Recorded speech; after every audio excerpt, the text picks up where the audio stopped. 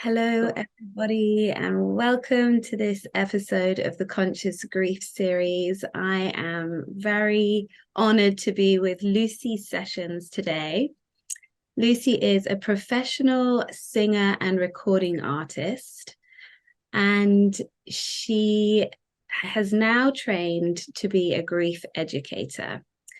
So two sort of quite different things. And obviously, she's here to talk about grief from a very personal perspective because her dear daughter, Isa Ishel, passed away.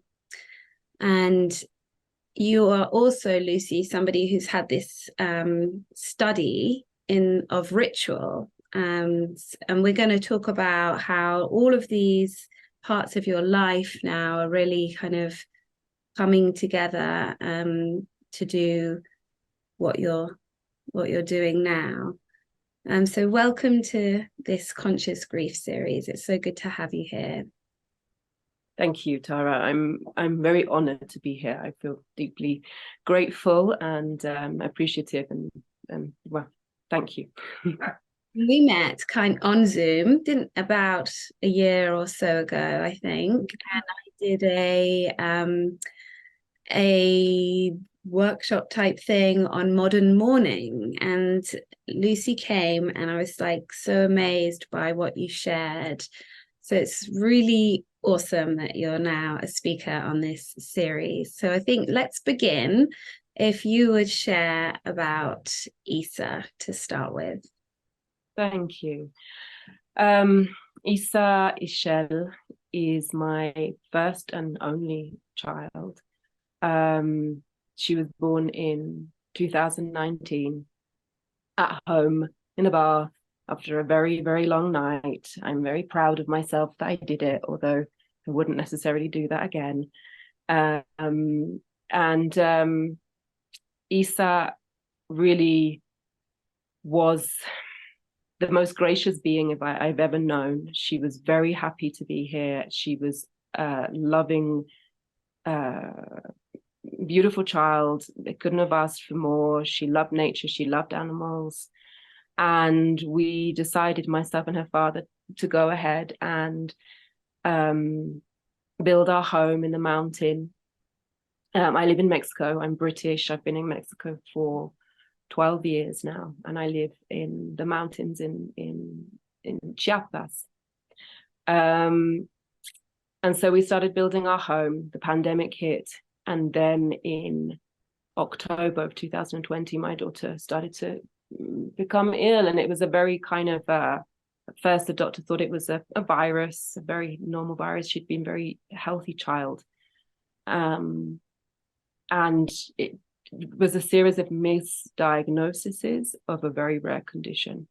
And Isa passed away on the 22nd of December 2020 after kind of a progressive illness, after 6 weeks really of becoming more and more ill, and different doctors not managing to find what was wrong with her.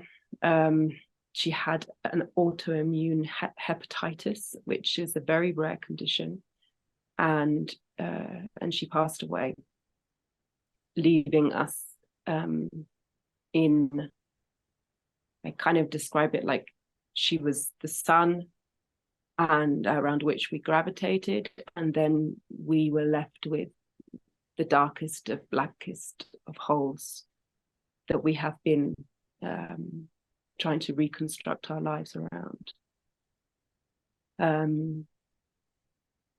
Yeah, Isa Ishel. Michelle, thank you so much for sharing that story, and I'm so sorry for all that you've been through in the last recent years. And I know that you decided, with your experience of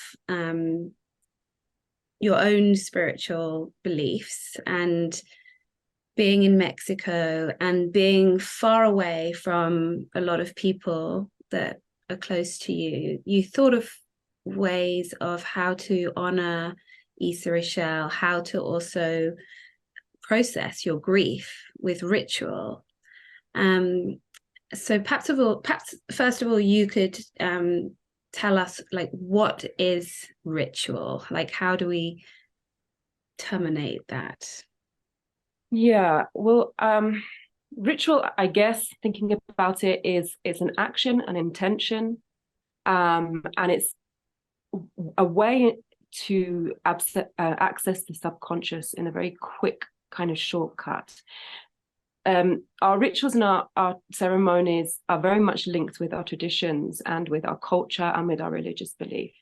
And when you don't necessarily belong to a religion, like so many people kind of in the world these days, especially in the West, now I'm talking maybe in England, in the US, growing up in a very secular culture, we're left with very few rituals and traditions that necessarily even mean anything on a personal level. And when those general ones are done, like the expectations around a funeral or expectations around what happens to the body, we're left with very little that we can actually do. Here in Mexico, ritual is very much still part of the culture, partly because the Christianization really only happened very recently, 400, 500 years ago. Is kind of recent in the consciousness. Those traditions, those rituals are still very present. I've had the fortune of being able to learn from different teachers and curanderas, healers here, of different kind of symbolic ways of acting ritual. However, being here in the situation I was in, it was Christmas. It's a Catholic country, so therefore there was no 2 weeks of waiting and deciding about a funeral. No, I had to. I was told my daughter had passed in the hospital. I had to make a decision as to what we were going to do, where we were going to go. A funeral company was called, and in that moment, a decision had to be made. And I knew that I did not want to follow the ritual or the tradition of what they call a pantheon here, like the kind of traditional cemeteries far away, full of concrete.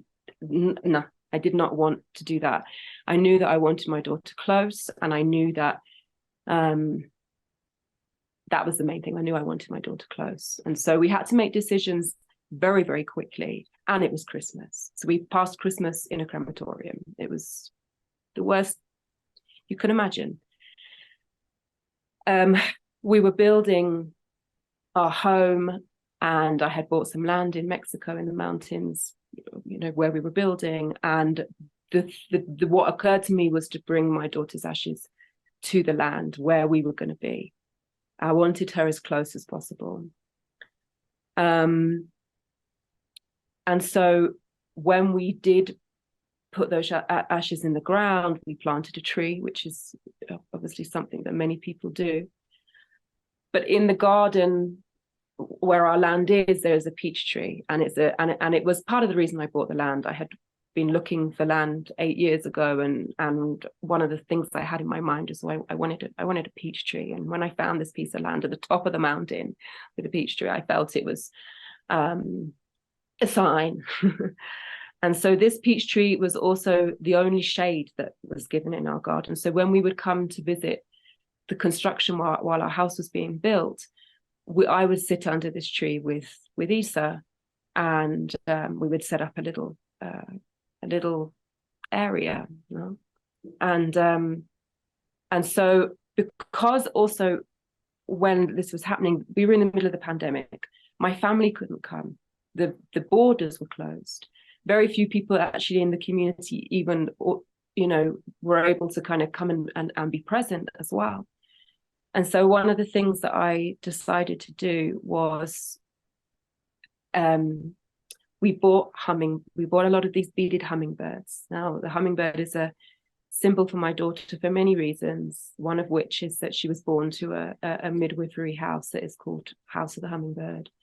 Secondly, the hummingbirds are considered by the Mayan as messengers between one world and the other world. And my daughter's name, Isa, means messenger. Thirdly, because the mountain that we built on is called Witapek, which in Nahuatl means the home of the hummingbird. And the little community that we have here is called Sununa, which means exactly the same thing in Maya. And so we have all these kind of symbology of the hummingbird around us. So we bought these beaded hummingbirds, hung like 40 of them all over the tree. And I bought a ton of different colored ribbons. And I asked people to send their messages.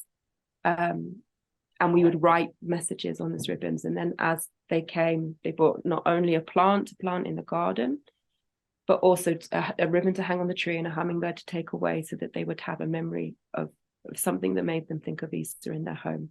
That was the beginning of how we started to use the tree as a kind of living memorial to Easter. Since that initial ceremony, and the garden was planted as well. I mean, there was nothing but mountain here, and each person that came and participated in the ceremony bought a plant. So we didn't just plant a tree, we planted a garden that is called the Garden of Isa. And that started the tree became a central point that then each anniversary and each birthday, which, as we all know, are the most difficult dates to get through. A ritual gives us something to do, something literally for our hands to do. And when we don't have religion or culture to fall back on, then what I feel is something that can be very helpful is kind of to create our own. Is this idea of personal ritual, and the personal, it relies upon a kind of personal symbolic language. And so for me, the hanging of the ribbons, now I also, because it happened at Christmas, I don't decorate a Christmas tree, but I buy things that sparkle and that light up and that make noise. And I decorate Easter's tree.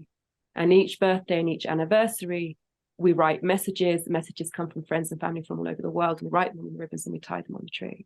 And so this is one of the rituals that I continue with and has become this living memorial, which part of what ritual also does is make sacred a moment and make sacred a place.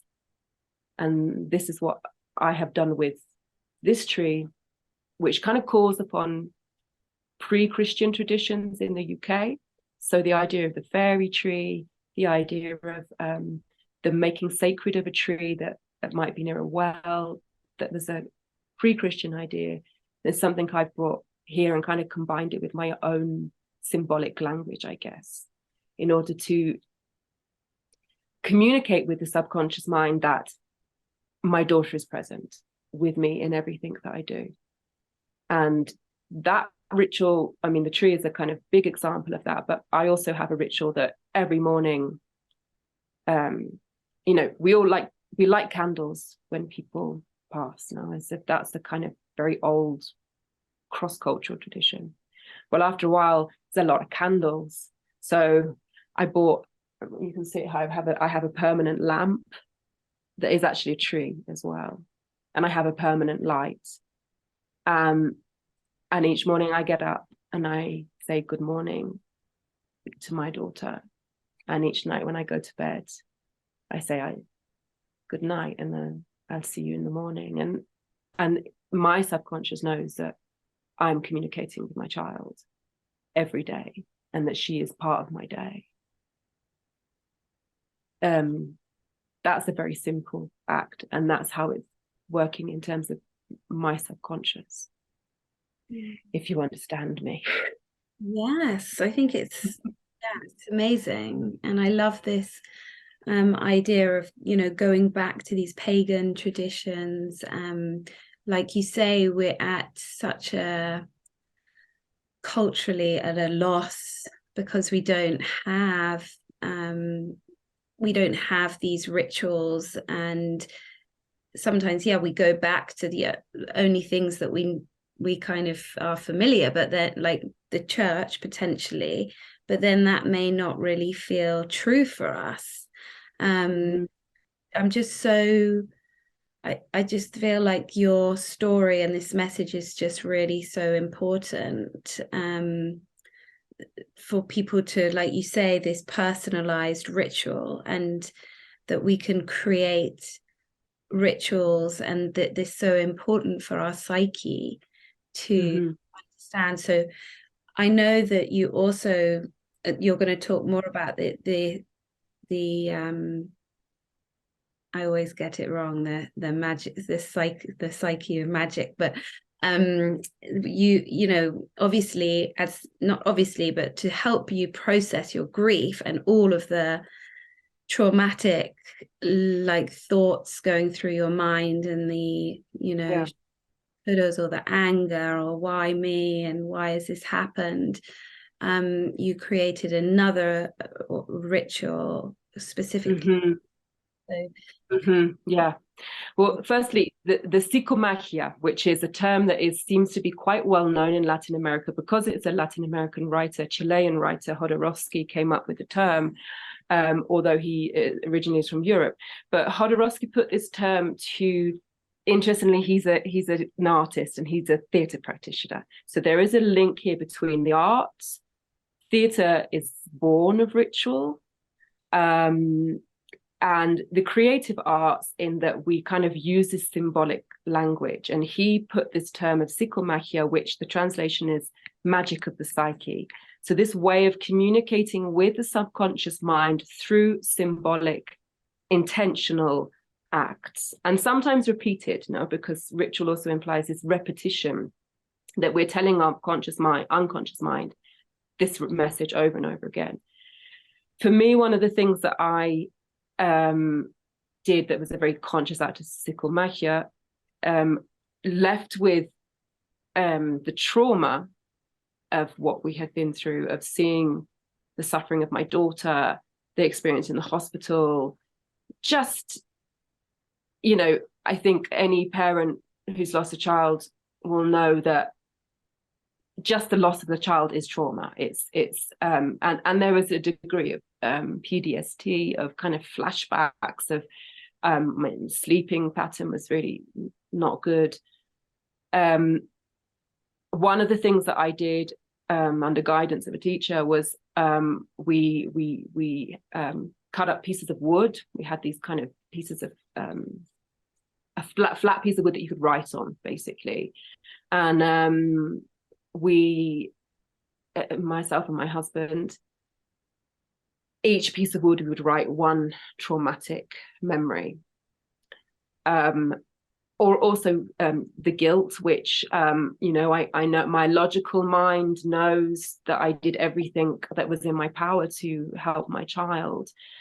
But the subconscious mind and the experience of mother, of not being able to protect your child, and kind of failing in that duty, is a huge one to work with. And as you know, grief is so intermingled with guilt and with regret. And so we wrote one on each piece of wood, and we had a stack of wood. And then we burnt it, and we burnt it in the chimney that we have, that we were able to collect all of the ash.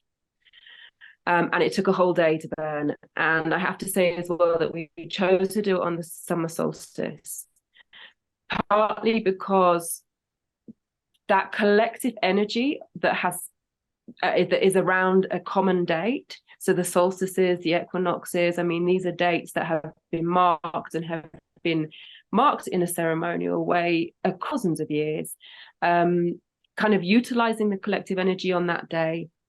We burnt all the wood, made a huge fire. We put a lot of incense in there. And then at the end of the day, we were able to gather up all the ash. And we went into the garden, which is the garden of the house where my daughter was born. And we dug a hole. And in that hole, we put honey to sweeten. We put the ash. We put some different stones, and we put some different kind of sentimental items into the ground. And then we planted a bougainvillea plant. And we planted it, and then we also decorated it, and we put little ribbons over it, and I left one of her toys at the bottom, and this act of, in my subconscious mind, of taking all of this trauma and regret and terrible haunting feelings, putting them down, putting them into the fire, the process of fire that has the ability to cleanse, has the ability to purify, seeing them turn to ash, taking that ash, putting it into the ground, and then allowing something beautiful to be planted there so it can be transformed, which is ultimately what it's about, transforming and transmuting, the art of alchemy, of taking something, taking the lead and transforming it. That doesn't mean to say that it disappeared like that, no, but it definitely helped to lighten the load and to do something. Because the thing is with grief as well, you're left feeling like there's nothing you can do. Everything is out of your hands. It's, what can I do? And the feeling for me was like being locked into a black box and no way out, and no limit on that time either.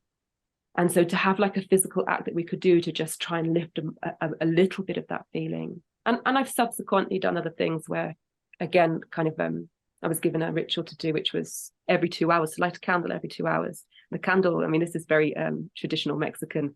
I had to use a certain candle with a certain color, and I had to roll the candle in sugar with lavender oil, because lavender is a calming herb. Roll it in sugar. Sugar and honey are used to sweeten. And set my intention with these candles, and I had to light the candle every 2 hours. And I had to do 7. I think it was seven number of transformation. And it was a prayer to my daughter to help Mummy with these tormenting thoughts and these terrible feelings of guilt, and terrible feelings of just this witnessing the suffering of my child and not being able to do anything. That impotence is such an awful feeling. And after I did that ceremony that night, I slept, and I had a dream, and in the dream I had a wound on my head, and it started to go septic, and a hummingbird came and it took away all the poison and it healed the wound in my head. And that was my dream, and it felt like a very powerful message from my daughter that the work that I was doing with her was this conscious act with to heal these horrible thoughts and feelings that we punish ourselves with. So that is often also considered a consequence of these rituals of people say you may have a dream or you may have an experience where they see it as a way of reaching through to the other world just for a moment. It's so, like, just listening to these rituals, it's just so beautiful, what you have done in the face of such tragedy and sadness. And I wonder how you're doing today. And I'm curious to know, like, I know that you've recently graduated from the Grief Educator program, and you are still a singer and a recording artist, but how would you like to use the who are the people that you'd really love to serve right now? I think with my experience, I think in a way the obvious choice is working with parents and bereaved parents, specifically bereaved mothers. My partner is also training to be a talentologist and to work specifically with fathers. I'm also a bereaved daughter. My father passed away, which was the biggest grief that I had experienced as a young woman. I also suffered terribly at the loss of my pets, my animals. I had a very close relationship with a rabbit. And when I lost my rabbit, I was devastated. And I think having that happen before my daughter, I don't judge other people's, at the end of the day, love is love, and grief is the loss of that.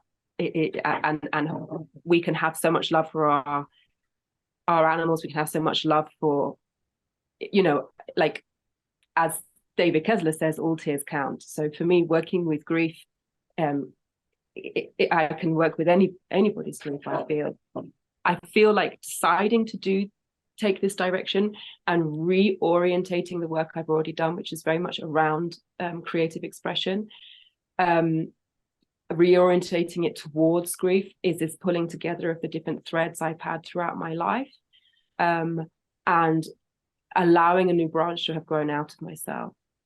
I was very determined to make this count, to make my daughter's life count, to make my daughter's death count, and that what I do with this has to count and has to reach out, because Isa came for such a short time into this dimension.